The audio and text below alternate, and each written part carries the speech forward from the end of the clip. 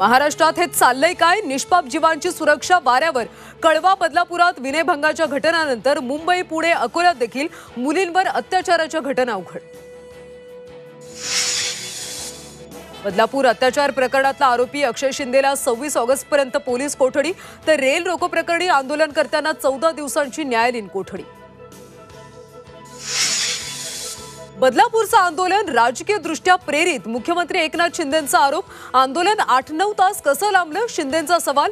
तर ती शाळा भाजपशी संबंधित, राऊतांचा आरोप. एमपीएससी आणि बँकिंगची परीक्षा 25 ऑगस्टला एकाच दिवशी. एमपीएससी परीक्षा पुढे ढकला. विद्यार्थ्यांचं पुण्यात आंदोलन. सुप्रिया सुळेंनी घेतली आंदोलकांची भेट, तर सकारात्मक निर्णय घेण्याची एमपीएससीला विनंती. फडणवीसांची माहिती. 29 ऑगस्टला होणारी मराठा समाजाची बैठक पुढे ढकलली. जरांगेंची अंतरवाली सराटीत घोषणा. निवडणुकांच्या तारखा जाहीर झाल्यानंतर होणार बैठक.